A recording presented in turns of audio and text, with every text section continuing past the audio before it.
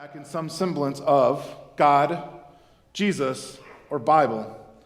Finally, she got sick and tired of the same answers over and over again. So she asked this question. What's brown, lives in a tree, has a big bushy tail, and collects nuts for winters? The students sat in stunned silence. The teacher looked back with a mixture of frustration and amazement.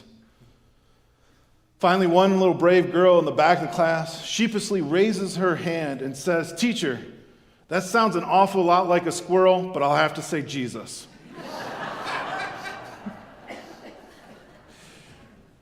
There are so many times that we give the answers we think people want instead of what we really think. We try to encourage our confirmants to truly consider their faith, consider the commitment they are making here today, to consider our sacred text, to consider their own thoughts and feelings on the topics that we are discussing, and not just give the same expected answers over and over again. And then we want to move them from those same expected answers from being just an intellectual exercise and move into finding ways of partnering with God and the work that God is doing in this world. Today, we look at two different stories. It is important to remember that God often calls people to partner with him in unexpected ways. God always seems to be up to the unexpected and at all the time. And you might think as Christians we be expecting the unexpected, but too often we are not. In our scriptures reading today, we have heard stories about God calling people to join with him in his work of redemption in the world. The first story we have is the story of Moses. There are parts of Moses' story that make him the right fit for the way God wants to use him to partner in his redemption story. Many of us have heard these stories over and over again in Sunday school, but let me tell it to us once again. The Israelites have been in Egypt for many years. They went down as honored guests in the land and now are being slaves. Now they're being forced to build the pyramids for the Egyptians. However, the Israelites are growing great in number, and so the Pharaoh decrees that all male children should be killed. Moses' mother does not want this to happen to her son, and so she plans to send him down the Nile River as the princess of Egypt is out bathing. The princess finds baby Moses in a basket made of reeds and brings him into her household, where he is taught and trained like an Egyptian. But as he grows, he sees the suffering of his people, and he wants to see them freed. One day he finds an Egyptian beating an Israelite. He kills the Egyptian and buries him in the sand. The next day he comes out and he finds two Israelites fighting. He tries to break up the fight. The Israelites turn to him and ask if Moses was going to kill them like he had the Egyptian. Moses' help isn't wanted like he had hoped it had been. After the Pharaoh had gotten word of all these happenings, he tries to kill Moses, so Moses flees the land. Moses ends up in Midian and married to Jethro's daughter, where he becomes a shepherd. Being a shepherd has to be a lonely job, moving the flock from field to field, looking for green pastures and still waters. Leading the sheep from place to place would give one time to think. And I always wonder what was going through Moses' head during these long hours out with the flock. Did he think about what he had done and how he might have done it differently? Were there thoughts in his head about how he might come back as a superhero to set his people free? Or if he's more like me, did he feel the guilt of not accomplishing what he wanted to do? The guilt that he was here and his fellow Israelites were still slaves in Egypt. Angst that his efforts were not rewarded by his people, but rather caused him more trouble. Whatever was going on in his head, he had time to think about it as he moved the flock from field to field. Now Moses comes to Horeb, the mountain of the Lord. I'm sure that he has seen this place before. Over the many years of watching these sheep, he has walked this path and come to this field many times. He sees a bush on fire, but it is not being burnt up, and he walks over to it. He walks over to it. I wouldn't walk over to a bush that was on fire and not being burnt up. That's not natural. And in that same moment, the angel of the Lord speaks to him. Again, I wonder why he is staying here. If a burning bush was speaking to me, I'd be on the other side of the mountain by now. But he hears the Lord call out to him, and he simply says, "Here I am." What comes next in the story, we know. God calls Moses to do the thing that he had tried to do before. Moses had tried to free his people but failed. But now God is calling Moses to partner with him to set the Israelites free. There are some negotiations between Moses and God, but Moses finally decides to do what God has called him to do. It was not that Moses did not see the need that needed to be done, or the obvious answer. Rather, he tried to do it his own way. He knew his gifts, he knew his privilege that he had from growing up, living in the Pharaoh's palace all his life. He had felt the pain of his people suffering in slavery.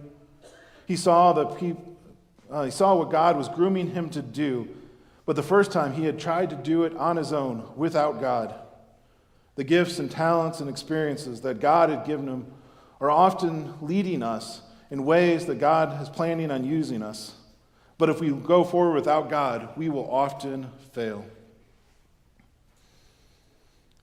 Now we come to the second story, the one of the Great Commission. We have gone through Matthew's gospel. We have journeyed through this gospel since January, hearing the stories from Jesus' life, studying the parables. And last week, we celebrated Easter, the resurrection of Jesus Christ. Matthew, however, does not spend much time on the events of Jesus after his resurrection, except to point us here to the Great Commission. It is here that his disciples come to meet him on the mountain. I love that Matthew includes that they worshiped him, but some still doubted.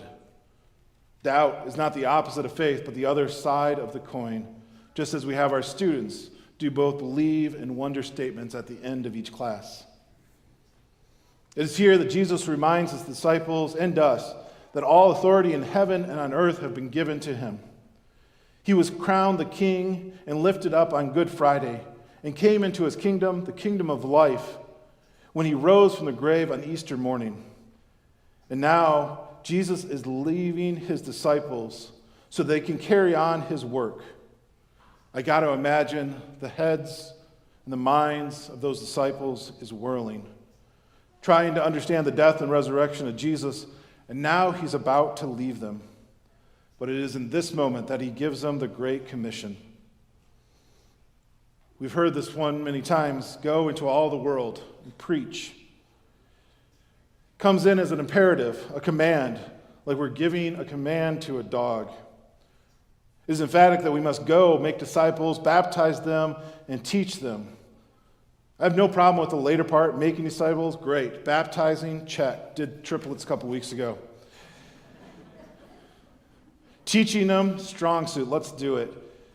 But when we translate the word go is the one I have a problem with. Now I'm going to explain a little bit about Greek here, and I know all of you are Greek scholars, but I have to struggle with it each week, so I'm just doing this for my own case, not for you. The word go in Greek is actually an aorist passive participle. While an aorist passive participle can take on imperative when it is a main verb of the sentence is also an imperative, it's normally translated as you go or while you are going. The go as an imperative is missing something that I think Jesus was getting at.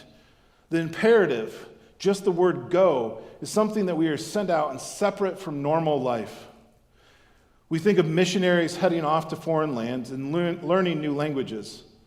We think chaplains going to serve in a community or a Marine Corps. Or we think of a new pastor taking the pastorate. But I think God had something more intimidating for us.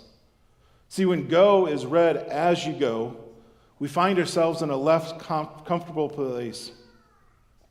This means wherever we find ourselves, whoever we are called to partner with God in the work of reconciliation, redemption, and new life wherever we find ourselves. The work that God has been at since the beginning of creation and now calls us to do as we go in our daily lives. See, the Great Commission is not set apart for a select few who go off to foreign lands or wear funny robes. It is not set apart for mission trips or even a few hours on Sunday at church. It is meant for each one of us to see the needs in our world all around us, every day, wherever we are, whoever we are, in every moment. When we open our eyes to see it, to see the brokenness in our world and how God is working to repair it, and how God is calling us to join with him. I want to go back to the story of Moses for just a moment. Moses sees this burning bush at the mountain of Horeb. He goes up to it and begins to talk with it. Some ancient rabbis, though, when talking about this passage, say this: the bush had always been on fire. It was just this moment that Moses realized it. How many times had Moses walked past this place? How many times had the flock grazed at this pasture? How many times had Moses been daydreaming about helping his fellow Israelites in Egypt in this place? How many times has he seen this particular bush? And the ancient rabbi said, it was always on fire. It was just this time that he realized it. My friends, the fires of ministry rage all around us. There are so many people in need of God's love, hope, grace, mercy, and justice. We see them every day. Even this morning, as we hear about another shooting at a synagogue and a possibly related arson attempt at a mosque, we see the hate and violence that is in our world.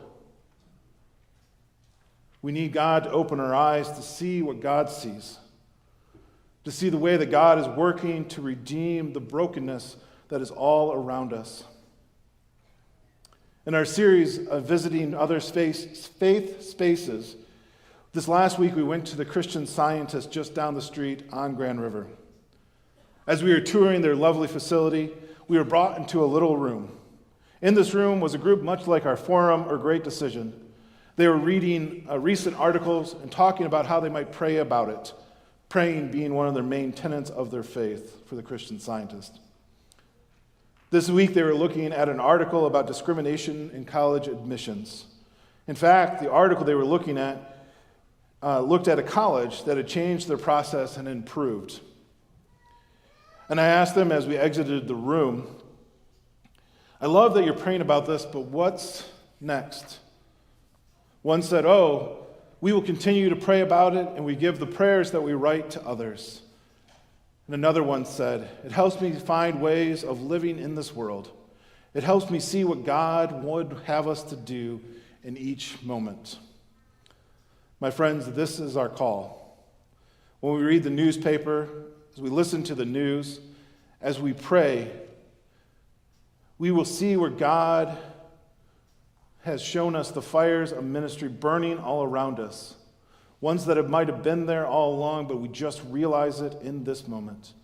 And then God calls us into the work of reconciliation. Sometimes we get busy in our lives and we miss the moments of ministry because we are distracted. But as we go, we find new ways of reconciling ourselves with God's creation, with each other, and with our own selves.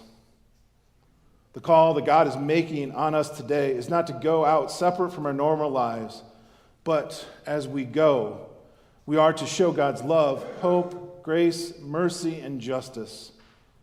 My friends, God's call to partner in the redemptive work is as obvious as a burning bush, or even as obvious as a squirrel. Let us join with God in his work as we go. Amen.